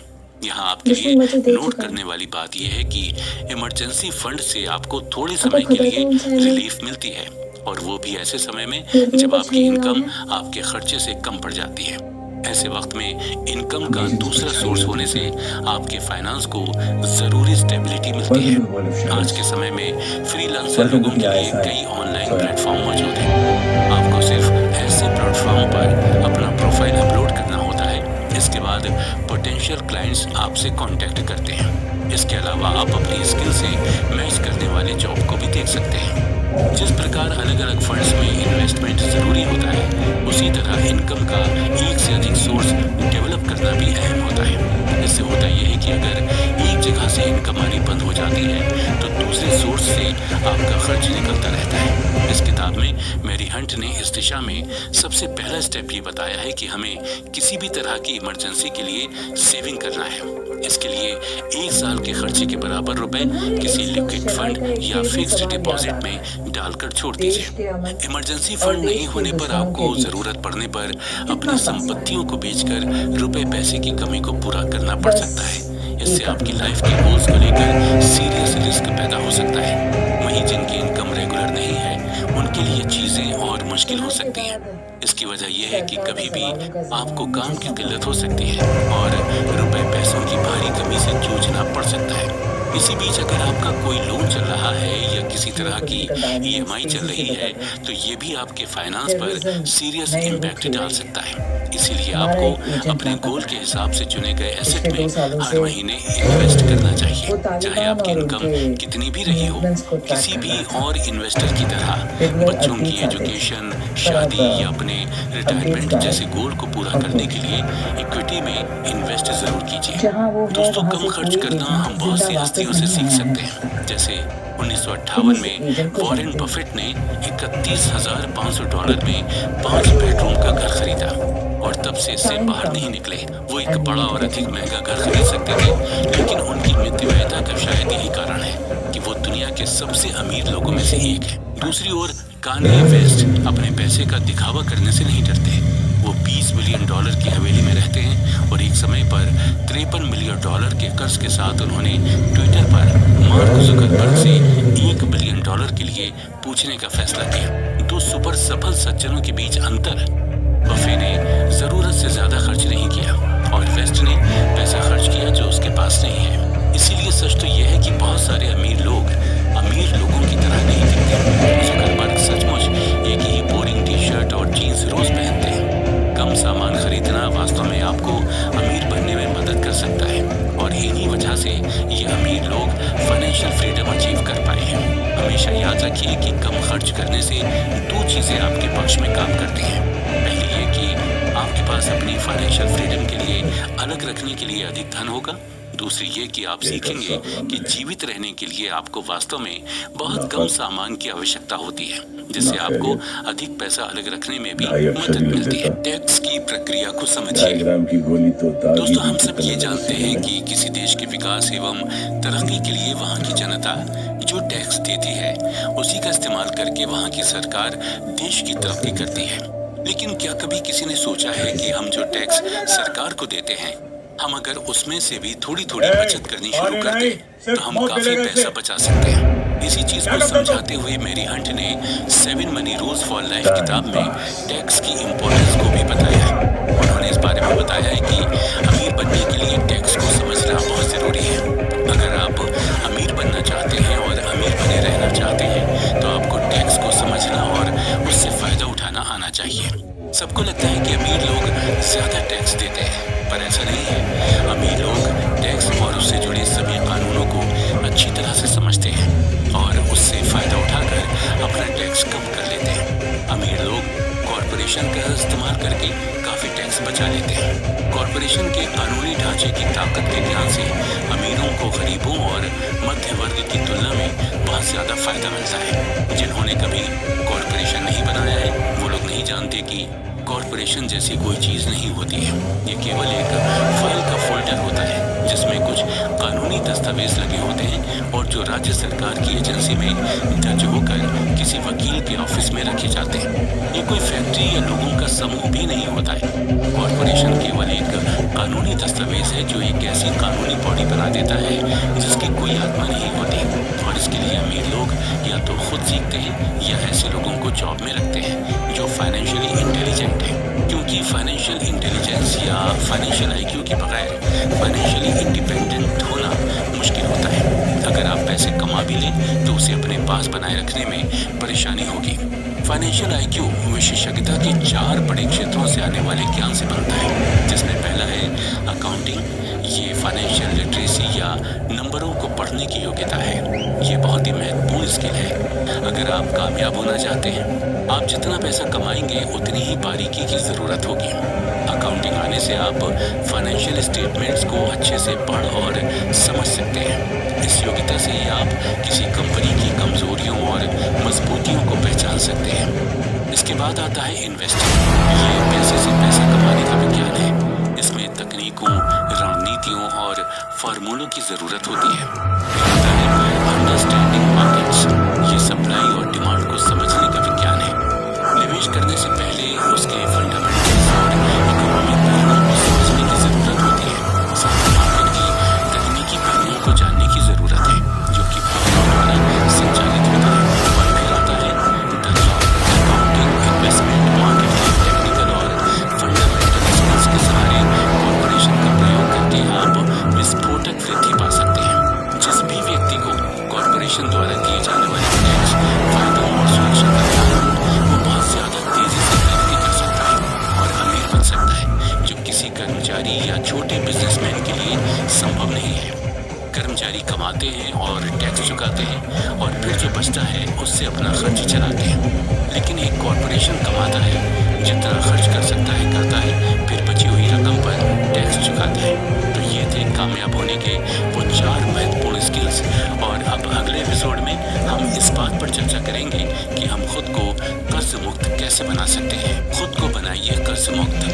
मेरी हंट ने अपनी एक किताब फ्री अभियान शुरू करने के लिए लिखी है। वो इस किताब के माध्यम से ऐसी बहुत सी टिप्स दे रही हैं जिनका इस्तेमाल करके एक आम इंसान अपने जीवन में पूर्ण रूप से कर्ज मुक्त हो सकता है। अगर बात करें इन नियमों की, तो सबसे पहले फाइनेंशियल फ्रीडम उस स्टेज को कहते हैं जिसे अगर आपने हासिल कर लिया तो आपके एसेट से इतना रिटर्न या इनकम मिलती रहेगी कि फिर कभी आपको काम करने की जरूरत ही नहीं पड़ेगी। आप अपनी मर्जी से जब चाहे जहाँ चाहे जा सकते हैं, जो कि एक जॉब करने वाले इंसान के लिए किसी सपने से कम नहीं होता। आज फाइनेंशियल फ्रीडम को पाने और अपनी लाइफ को सेट करने के तरीके आप जानने वाले हैं। जी हाँ, अब आप समझेंगे कि आप फाइनेंशियल फ्री कैसे हो सकते हैं। ये एक ऐसी बुक है जिसमें ऑथर गारंटी देती हैं, अगर उनके दिए गए इन 3 स्टेप्स को आप फॉलो करते हैं तो आप भले ही किसी भी स्टेज पर हों, कुछ भी करते हों, कितना भी पैसा कमाते हों, ये मैटर नहीं करता। लेकिन आप 5 में से 10 साल में फाइनेंशियल फ्री हो जाएंगे। फिर आपके पास हर महीने उतना पैसा तो जरूर आएगा जितना आप खर्च करते हैं। दरअसल फाइनेंशियल फ्रीडम वो होती है जब आपको कोई काम ना करना पड़े, बिना काम किए हुए आपके पास पैसे आए। हम अपनी पूरी लाइफ जॉब करते हुए गुजार देते हैं। हम ये सोचते हैं कि चलो आज काम कर लेते हैं, कल जब पैसा आएगा तब हमारे पास भी बहुत सारे पैसे होंगे। उस वक्त हम उनसे खुशियाँ खरीदेंगे, खुशी से रहेंगे, अच्छी गाड़ी और अच्छा घर खरीदेंगे, फिर अपनी लाइफ को और भी अच्छे तरीके से जी पाएंगे। लेकिन हकीकत में ऐसा होता नहीं है। 90% लोगों को देखिए तो वो पूरी लाइफ जॉब करते रहते हैं। उनका पूरा टाइम ऐसे जाता है जो वो दूसरों को देकर रखते हैं। वो लोग उनका टाइम खरीदते हैं, फिर उस टाइम के बदले उनको कुछ पैसे दे देते हैं जिससे आप खर्च करते हैं। लेकिन अगर आप किसी भी उम्र में फाइनेंशियल फ्री हो जाते हैं तो फिर आपको काम करने की जरूरत नहीं होती। जी हाँ, आपकी इन्वेस्टमेंट से ही इतने पैसे आएंगे जिनसे आपकी लाइफस्टाइल बहुत अच्छे तरीके से चलेगी। फिर आप अपने हिसाब से अपनी लाइफ जी सकते हैं। आप अच्छे से अपनी लाइफ को एंजॉय कर सकते हैं। ऑथर कहते हैं कि अगर आप अपनी लाइफ में इन 3 स्टेप्स को फॉलो करते हैं तो 5 से 10 सालों में आप फाइनेंशियल फ्री हो जाएंगे। उतना तो आपके पास डेफिनेटली आने लगेगा जितना आपके पूरे महीने का खर्च होता है। लेकिन दोस्तों, कर्ज की तो आपको सेविंग करने से पहले ही छुट्टी करनी होगी, क्योंकि इंटरेस्ट बढ़ता जाएगा और कर्ज का अमाउंट भी बढ़ता जाएगा। अगर आपके पास कोई भी लोन है तो लग्जरीज को भूल जाइए। रेस्टोरेंट में खाना खाने मत जाइए, सस्ता पब्लिक ट्रांसपोर्टेशन यूज कीजिए, कोई प्रॉपर्टी या महंगी चीज मत खरीदिए, साथ में इन्वेस्ट भी मत कीजिए। सबसे पहले लोन फ्री हो जाइए। अगर आपके पास मल्टीपल लोन्स हैं तो ज्यादा इंटरेस्ट वाला लोन सबसे पहले पूरा कीजिए और फिर कम इंटरेस्ट वाला। दोस्तों, ये सारी चीजें आपको डेली बेसिस पर फॉलो करनी है जब तक कि आपकी सेविंग्स $25,000 की ना हो जाए, यानी कि एक घर खरीदने के बराबर ना हो जाए। ध्यान रहे कि इस अमाउंट में 1 से 2 लाख रुपए इमरजेंसी फंड के रूप में हमेशा आपके पास रहे। तो ये तो हुई ऑथर के द्वारा बताई गई बात। लेकिन आप एक और भी काम कर सकते हैं। जॉब के साथ साइड इनकम को भी आप कंटिन्यू रख सकते हैं। आज टेक्नोलॉजी बहुत ही फास्ट है। हम बहुत सारे पार्ट टाइम काम भी कर सकते हैं जो ऑनलाइन हो सकते हैं, जिसमें आपको बाहर जाने या ज़्यादा एफर्ट्स करने की ज़रूरत नहीं है, जैसे कि ब्लॉगिंग करना या यूट्यूबिंग करना। हमेशा ध्यान रखिए कि अगर आपको दुनिया के साथ चलना है तो आपको दुनिया के साथ बदलना होगा। उसके लिए आपको अपडेट होना ज़रूरी है। जो चीज़ें आज आप सीख रहे हैं वो दिन प्रतिदिन बदलती जा रही हैं। आपको नेक्स्ट और भी इंफॉर्मेशन की ज़रूरत है, तो आपको हमेशा सीखते रहना है। हमेशा आप उन चीज़ों पर फोकस कीजिए जो आपका एटीट्यूड चेंज करें, आपकी वेल्थ को चेंज करें, जहाँ से आपकी सेविंग हो। अपनी स्किल को ग्रो करते रहिए, साथ ही अपनी फाइनेंशियल एजुकेशन को भी इंक्रीज करते रहिए। बुक्स पढ़ते रहिए, पॉडकास्ट सुनते रहिए।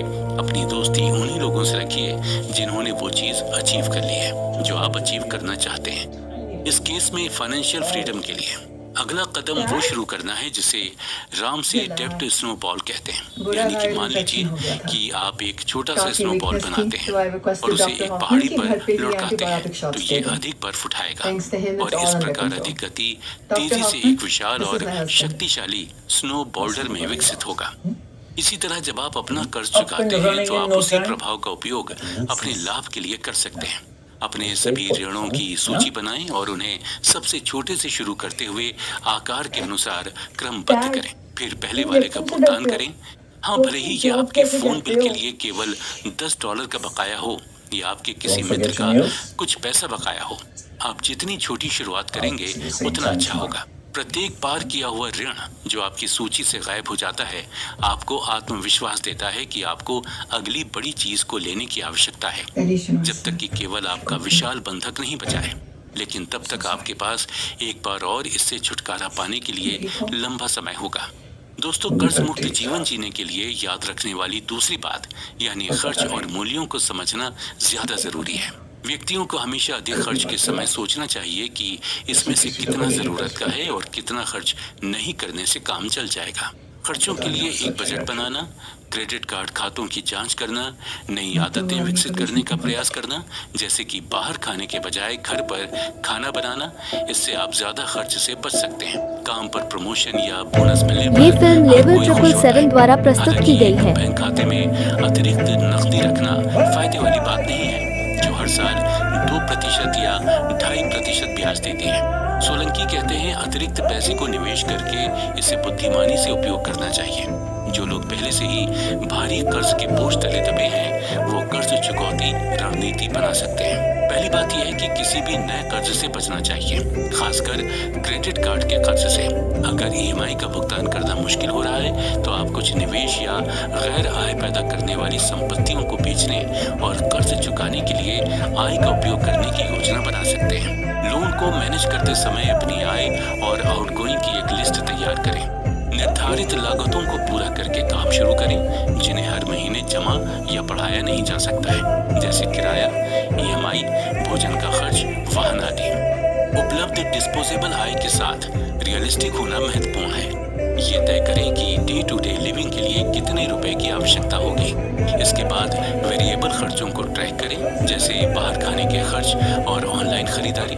तो दोस्तों, कर्ज से बाहर निकलने के लिए आप या तो एक या कॉम्बिनेशन पुनर्भुगतान रणनीतियों को अपना सकते हैं। आप न्यूनतम से अधिक भुगतान कर सकते हैं या लोन स्नोबॉल विकल्प को अपना सकते हैं।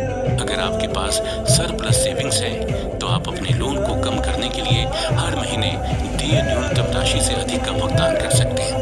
आप निर्धारित न्यूनतम से अधिक भुगतान कर सकते हैं। आप कम से कम प्रत्येक भुगतान अवधि पर लगाए गए ब्याज को कम कर सकते हैं। इस तरह से आप राशि के अनुसार पुनर्भुगतान लिस्ट को प्राथमिकता दे सकते हैं। ये विधि आपके लोन को धीरे धीरे और लगातार समाप्त करने में आपकी सहायता करेगी। अनुभवों का मेल ही है जीवन। दोस्तों, मैरी हंट ने किताब में बड़ी ही सहजता के साथ समझाया है कि जीवन में एक्सपीरियंस का बहुत ज्यादा महत्व है, क्योंकि जब आप एक बार चीजें एक्सपीरियंस करना शुरू कर देते हैं तो अपने इस एक्सपीरियंस का इस्तेमाल करके आप कहीं भी अच्छा प्रदर्शन कर सकते हैं। मैरी हंट ने इसके लिए कहा है कि जीवन छोटा है। जब तक आप 65 वर्ष के नहीं हो जाते तब तक ये आपकी सारी नकदी जमा करने के बारे में नहीं है। आप आपको जीवित रहते हुए जीवन का आनंद लेने की अनुमति है। दोस्तों, आपको कभी भी ये दिखावा करने की जरूरत नहीं है कि आपके पास पैसा है या आप फाइनेंशियल फ्रीडम हासिल कर चुके हैं। जब आप फाइनेंशियल फ्रीडम हासिल कर लेंगे तो जाहिर सी बात है कि मानसिक शांति की अनुभूति भी ज्यादा होगी। आपके दिमाग में टेंशन कम हो जाएगी। फिर आप धीरे धीरे अपने परिवार और रिश्तेदारों को पहले से ज्यादा समय दे पाएंगे। इन सबसे आपके रिश्तों में मधुरता आएगी और आप पहले से ज्यादा सोशल हो जाएंगे। आपके दिमाग में जब टेंशन कम होगी तो धीरे धीरे आपकी हेल्थ भी अच्छी होनी शुरू हो जाएगी। ऐसा महसूस होगा जैसे जीवन की सारी समस्याएं दूर हो गई हों। इससे ज्यादा कोई व्यक्ति अपने जीवन में क्या चाहेगा। अंतिम फाइनेंशियल फ्रीडम टिप काफी महत्वपूर्ण है। मान लीजिए कि आप मैरी हंट द्वारा बताई गई सलाह और सिफारिशों का पालन करते हैं, कर्ज से बाहर निकलते हैं और अपनी बचत को बढ़ाते हैं। ये अभी आपकी मदद करने के लिए पर्याप्त हो सकता है, लेकिन क्या होगा अगर ऐसा नहीं हो? क्या आप इसके लिए तैयार रहेंगे? यदि आपके पास वो 9 से 5 की नौकरी है तो अपनी कंपनी से सेवानिवृत्ति योजना जोड़ने के बारे में बात करें, या ये देखने के लिए जांचें कि क्या आप पहले से ही इसके लिए कटौती कर रहे हैं। कटौती आपके खाते में आने से पहले ही निकाल ली जाती है, इसलिए आपको ऐसा कभी नहीं लगता कि आप पैसे खो रहे हैं। और समय समय पर इसकी जांच करना और अपनी बचत को बढ़ता हुआ देखना बहुत अच्छा है। इसके बाद आप आपातकालीन निधि के लिए पर्याप्त धन भी बचाना चाहते हैं। कुछ विशेषज्ञों का कहना है कि $10,000 ठीक है, जबकि दूसरे कहते हैं कि आपके वेतन के 6 महीने। और ईमानदार होने के लिए यदि आप बहुत पैसा नहीं कमाते हैं तो वो संख्या बहुत अधिक लग सकती है। इसके लिए इसके बजाय एक ऐसे लक्ष्य के साथ शुरुआत करें जिसे आप सहन कर सकते हैं। जैसे कि पहले महीने $100 और फिर जैसे ही आप अधिक सक्रिय या निष्क्रिय आय अर्जित करना शुरू करते हैं तो अपने लक्ष्य को $500 प्रति माह से बढ़ाकर $500 द्वि-साप्ताहिक और आगे करना शुरू करें। यदि आपने क्रेडिट पर अधिक खर्च किया है और एक उच्च क्रेडिट कार्ड बिल आता है तो अपने आपातकालीन निधि का उपयोग ना करें। अधिक सक्रिय आय अवसरों को लेने पर ध्यान केंद्रित करें ताकि आप इसे तेजी से भुगतान कर सकें। कॉन्फिडेंस और लीडरशिप से चूके नहीं। दोस्तों, कॉन्फिडेंस एक महान लीडर का सबसे बड़ा गुण होता है। आप इसे उसका सबसे खास हथियार भी कह सकते हैं, क्योंकि इसी के दम पर वो लोगों को मोटिवेट करने और उनमें जोश भरने में कामयाब होता है। किसी पर डिपेंडेंट हुए बिना अपने दम पर हर काम को कर गुजरने के जज्बे के बिना आप एक महान लीडर नहीं बन सकते। अगर आपके बॉस को आपको ये बताने की जरूरत नहीं पड़ती कि आपको क्या क्या करना है तो इसका मतलब ये है कि आप में आगे बढ़कर पहल करने की एबिलिटी है और आप बखूबी अपनी सभी जिम्मेदारियों का ध्यान रख सकते हैं। पहल करना यानी इनिशिएटिव लेना सक्सेस के लिए बहुत इंपॉर्टेंट क्वालिटी होती है। लाखों कमाने वाले बिजनेस ओनर्स बनने के लिए आपको एक अच्छा और एफिशिएंट लीडर बनना होगा। लीडरशिप कोई चीज नहीं है जो आपको लक्ष्य मिल जाए या जिसे आप घर बैठे बैठे ऑनलाइन खरीद सकते हैं। इसके लिए आपको आगे बढ़कर सही समय पर सही डिसीजन लेना होगा। इसका बेस्ट एग्जांपल है माइक्रोसॉफ्ट। दुनिया के कोने कोने में फैले इस बिजनेस एम्पायर की शुरुआत 2 लड़कों की दोस्ती से हुई थी और वो 2 जीनियस हैं, बिल गेट्स और पॉल हेलन। वो दोनों ही प्रोग्रामिंग को बेहद पसंद करते थे और तो और उनके पास इसके अलावा बात करने का कोई टॉपिक नहीं होता था। 1974 में पॉपुलर इलेक्ट्रॉनिक्स मैगजीन में बड़ा ही दिलचस्प आर्टिकल छपा था।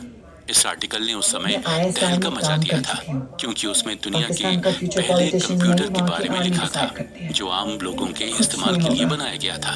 उसका नाम था अल्टेयर 8800। जब बिल और पॉल ने आर्टिकल पढ़ा तो वो जानते थे कि अगर वो इस मशीन के लिए कोड लिखने में कामयाब हुए तो ये टेक्नोलॉजी की फील्ड में किसी बड़े रेवोल्यूशन से कम नहीं होगा। इसलिए उन्होंने फैसला किया कि वो खुद इसका कोड लिखेंगे। 2 महीनों तक दोनों बस इस मशीन के लिए बेसिक लैंग्वेज की कोड लिखने में जुट गए। उन्हें न दिन की सुध थी न रात की। सबसे मजेदार बात तो ये थी कि उनके पास वो मशीन थी भी नहीं, क्योंकि सिर्फ कोड बनाना काफी नहीं था, उसे मशीन में डालकर चेक करना भी बहुत जरूरी था। वो दोनों उस वक्त हार्वर्ड यूनिवर्सिटी में पढ़ते थे। उन्होंने वहाँ मौजूद अल्टायर से मिलता जुलता PDP-10 मशीन का इस्तेमाल किया। उस वक्त अगर उनके पास कुछ था तो वो था उनका कॉन्फिडेंस और कुछ अलग करने का जुनून। और उनके जीनियस माइंड के बारे में कौन नहीं जानता। कोड तैयार होने के बाद उन्होंने रॉबर्ट से कांटेक्ट किया जिन्होंने अल्टायर बनाया था। कोड को टेस्ट करने के लिए पॉल उनके हेड ऑफिस गए और फिर जो हुआ वो हिस्ट्री बन गया। जब कोड को मशीन में डाला गया और मशीन ने रिस्पॉन्ड करना शुरू किया तो वहाँ पर काम करने वालों के लिए ये किसी चमत्कार से कम नहीं था। एड ने तुरंत कहा कि वो बिल और पॉल के साथ काम करना चाहते थे। फिर उन्होंने कॉन्ट्रैक्ट साइन किया और ऐसे माइक्रोसॉफ्ट जैसे यूनिक ब्रांड का जन्म हुआ। बिल और पॉल का काम इतना बेहतरीन था कि वो बहुत जल्द ही दिन दूनी रात चौगनी तरक्की करने लगे। लेकिन वो यहाँ रुके नहीं बल्कि आगे बढ़ते रहे। इसका सबसे बड़ा कारण था कि वो हर बार अल्टायर के लिए नया कोड बनाकर उसे और भी बेहतर बनाने की कोशिश में लगे रहे। बिल और पॉल सिर्फ अपने आइडिया की वजह से सक्सेसफुल नहीं हुए, बल्कि हर वो चीज जो उनके काम आ सकती थी उसे आजमाने का उनमें जो अटूट विश्वास था उसने उन्हें इतना ऊपर तक पहुंचाया। वो कभी कभी एक्सपेरिमेंट करने से या फेल होने से डरे नहीं। प्रोग्रामिंग उनका पैशन था और वो उसके लिए इतना आसान था मानो उनके लिए बस वो एक खेल हो। वो लगातार एक्सपेरिमेंट करके नए नए आइडियाज और कॉन्सेप्ट्स लाते रहे। कभी किसी ने उन्हें नहीं बताया कि उन्हें क्या करना है, कैसे करना है। उन्होंने जो किया अपने दम पर किया और इसे ही लीडरशिप है। कुको एफएम पर अब तक आपने सुनी मैरी हंट द्वारा लिखी गई 7 मनी रूल्स फॉर लाइफ किताब की audio book summary. Mary Hunt ने ये बुक समरी खास उन लोगों के लिए लिखी है जो अपने जीवन में अमीर बनना चाहते हैं लेकिन कर्ज में डूबा होने की वजह से वो इस राह पर चल नहीं पा रहे। इस किताब में मैरी हंट ने उन गोल्डन रूल्स के बारे में बताया है जिनका इस्तेमाल करके कोई आम व्यक्ति भी खास बन सकता है। इस किताब में बताए गए जिन नियमों के बारे में चर्चा की गई है उन नियमों को बड़ी ही आसानी के साथ अपनी रोजमर्रा की जिंदगी में शामिल किया जा सकता है, लेकिन इसके लिए किसी भी व्यक्ति को स्ट्रॉन्ग विल पावर की जरूरत होगी। किताब में ये पहला रूल है कि कोई भी व्यक्ति अमीर बन सकता है, उसे बस खुद को इस्तेमाल करने की जरूरत होती है। पैसों की सबसे बड़ी खूबी यही होती है कि धन किसी व्यक्ति के साथ भेदभाव नहीं करता, चाहे वो किसी भी समुदाय, धर्म, जाति का हो या फिर वो किसी भी रंग और संस्कृति का हो। हर कोई पैसे कमा सकता है। फिर मैरी हंट ने बताया है कि आपको ये पता करना होगा कि आपके लिए दौलत का अर्थ क्या है और आपको ऐसा क्या मिल जाए कि खुद को आप दौलतमंद समझने लगे। तो सबसे पहले आपको ये निश्चित करने की जरूरत है कि आखिर आपके लिए दौलत के क्या मायने हैं। बिना इसे परिभाषित किए आप आगे नहीं बढ़ सकते हैं। इसलिए आपको कितना पैसा चाहिए, कितनी गाड़ियां चाहिए, बैंक में कितना पैसा चाहिए, आपकी परिभाषा सही है या गलत है, ये आपका लक्ष्य है और ये आपका निर्णय है। अपने लाइफ टारगेट को लेकर मैरी हंट कहती हैं कि किसी भी लक्ष्य को पाने के लिए छोटे छोटे उद्देश्यों का होना जरूरी होता है। अगर आपका लक्ष्य बिना उद्देश्य या आधे अधूरे उद्देश्य का है तो आपको भविष्य में मुश्किल होने वाली है। उद्देश्य तय करने का अर्थ यही है कि आपको अपने लक्ष्य तक कैसे पहुंचना है, कब से सफर शुरू करना है, कैसे करना है और कब मंजिल पानी है, कितना समय लगेगा और रास्ते में किन किन परिस्थितियों का सामना करना पड़ेगा। अपने लक्ष्य तक पहुंचने के बाद आप उस दौलत का क्या करेंगे, उसका कहाँ इस्तेमाल करेंगे, ये सब तय करना होगा। कुछ सावधानी बरतने की सलाह देते हुए मैरी हंट ने बताया है कि आप क्या करने जा रहे हैं ये तब तक किसी को भी ना बताएं जब तक आपको किसी की मदद की जरूरत ना हो। इसलिए हमेशा यही प्रयास करें कि अपने लक्ष्य को आप हमेशा राज बनाकर रखें, क्योंकि आपका प्लान जानने के बाद लोग आपको निराश करने वाली बातें सुना सकते हैं। वो आपको ऐसा ना करने की भी सलाह देंगे और हो सकता है वो आपका मजाक भी उड़ाएं। वहीं आपका प्लान चोरी भी हो सकता है।